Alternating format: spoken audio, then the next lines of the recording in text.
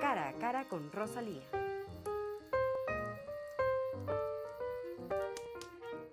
Buenos días, queridos amigos televidentes, y bienvenidos a este programa.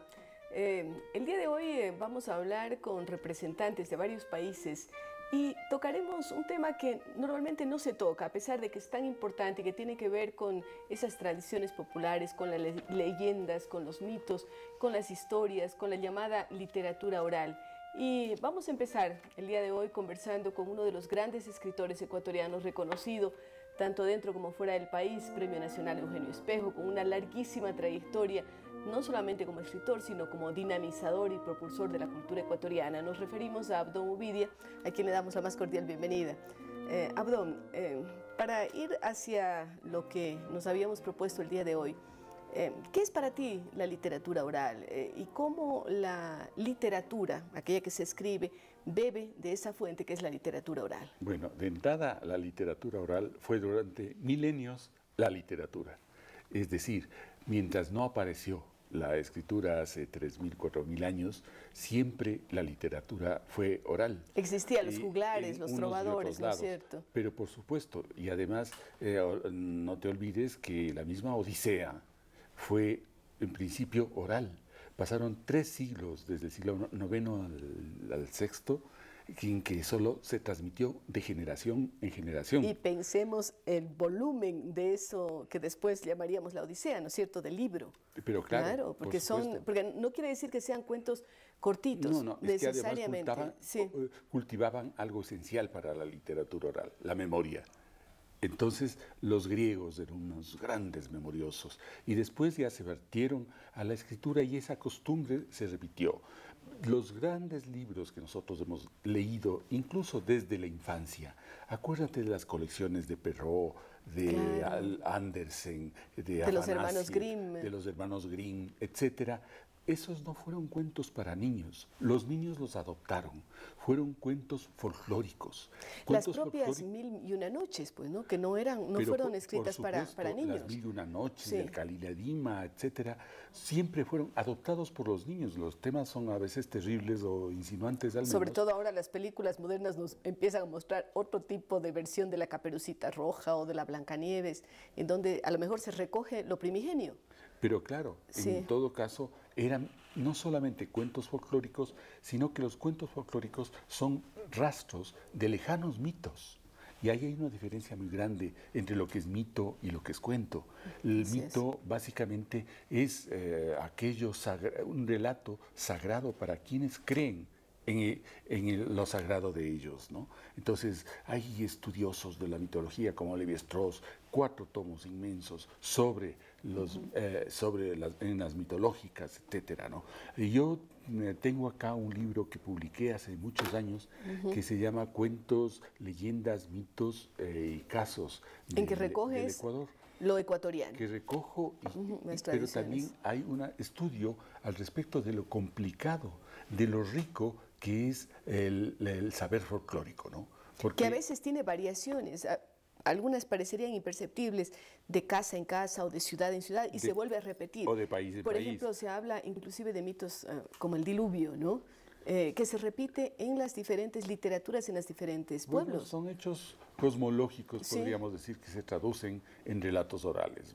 La virtud del relato oral está justamente en tratar de ligar 2 hechos absolutamente distantes, la vida y la muerte, la noche y el día, etcétera, resolverlos míticamente, pero con un relato, que luego, cuando ya pierde el lugar de origen, pasa a ser un cuento que lo conocemos, el de la Cenicienta. Universal, de la Cenicienta es un mito, digamos, nórdico, que de pronto significaba el matrimonio del sol con la primavera. Claro, y el acceso ahora de la niña pobre que llega a las alturas, pues, ¿no? También. Y claro, además eso es la lectura contemporánea, el moderna. El acceso a otro tipo de situaciones. Pero yo te digo, con respecto a lo que me contabas, que transmigran de país en país, de cultura en cultura, aquí, con el Perú, tenemos nosotros un cuento folclórico que compartimos, Mariangula aquí, Mariangola allá. Exactamente el mismo. Es el mismo, que aterrorizó, al menos a mí me aterrorizaba, a mí también, con ese Mariangula. ¿dónde estás? ¿No es cierto? Sí. Y claro, y uno necesariamente tenía que levantar las piernas si estaba sentada en una banca, una cama, por miedo a algo. Eso nos trae otro tema. ¿Por qué los niños adoptaron estos cuentos que son verdaderamente truculentos, macabros, y qué decir, de barba azul? Sí, entonces, simplemente porque en ellos ahora ya se sabe, hay la necesidad de establecer parámetros, límites que dividan lo bueno y lo malo. Esos cuentos folclóricos, rastros de mitos o como quieras llamarlos, son esenciales para la formación ética. Tiene un gran sentido didáctico. Ahora, claro, para también complementar, me encantaría, tú has mencionado Mariangula, que lo compartimos con el Perú, pero ¿qué mito te llama la atención aquí en el Ecuador? ¿Qué leyenda o qué cuento tú querrías contarnos o leernos, si es que es del caso? Bueno, aquí hay muchísimo, un fondo muy rico. Generalmente los folcloristas clasifican el relato oral entre mitos, cuentos propiamente dichos, leyendas y casos. Casos son aquellos fragmentos de relato en los que la gente dice, yo vi al diablo, y nadie le puede discutir de que vio al diablo, lo vio seguramente, ¿no? Bueno, pero hay mitos, sobre todo en la cultura quichua. Todo mito siempre apela al origen del universo, al origen de las cosas, ¿no? Cómo nació el agua, cómo nació el sol, las plantas, las aves, los jaguares, qué sé yo. Hay siempre un mito que los justifica o los explica. Levi-Strauss decía, los hombres pensaron igualmente bien a través de los siglos.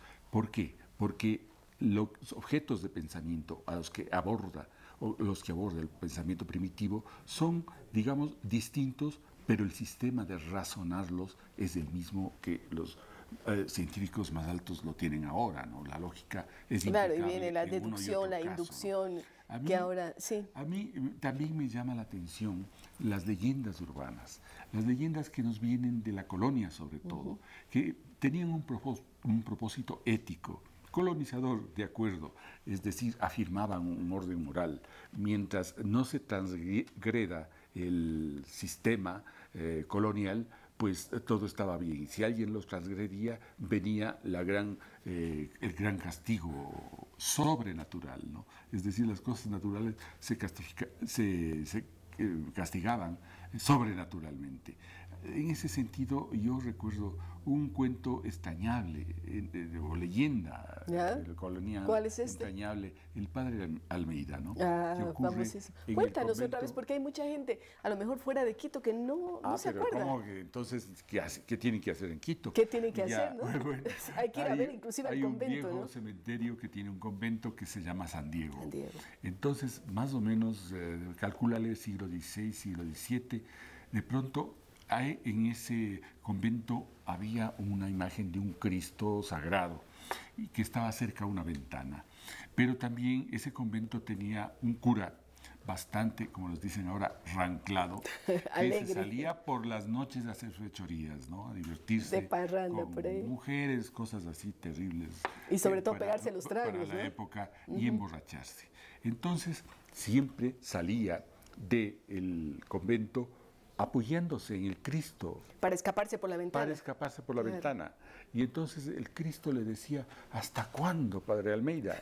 Y entonces el Padre Almeida cínicamente respondía, hasta la vuelta, señor. Había un restaurante que se llama así, hasta la vuelta, señor. Y así se repetía todo el tiempo esta conducta deplorable del Padre Almeida. ¿Hasta cuándo? Hasta cuándo un día el Padre Almeida vuelve al convento a la madrugada y mira un entierro, ¿cómo se llamaría entonces? Un traslado. Claro. Y llevaban, como era la costumbre, el cadáver expuesto. No el cadáver, era el cadáver. Expuesto al rostro, expuesto, ¿no? Entonces él se acerca a preguntar quién es el muerto y de pronto se mira y era él mismo, ¿no? Entonces mira que no solamente él, sino el castigo al que va a ser sometido, la muerte, ¿no? Entonces, desde ahí volvió al convento. No sé si se apoyó en el Cristo por última vez para poder bajar correctamente a su celda, y desde ahí se volvió un santo. Claro, y allí está efectivamente lo que tú mencionabas, esta idea de dar ejemplo de lo que es lo bueno y qué es lo malo. Allí está definitivamente. Según el orden colonial. Sí. Y hay, como decir, dos funciones que se repiten en todas las leyendas urbanas. Una es la profanación y otra es el castigo. Es decir, se viola la ley de alguna forma o se viola el orden establecido. Y viene un castigo sobrenatural. Como el que tiene el padre Almeida. Gracias a Abdón. Él nos ha contado un poquito lo que significa esas diferencias entre mitos, leyendas, tradiciones, y nos ha relatado uno muy conocido en la ciudad de Quito, la famosa leyenda del padre Almeida. Gracias, Abdón, y con ustedes estamos, ¿sí? Rosalía, muchas gracias. Siempre es tan generoso.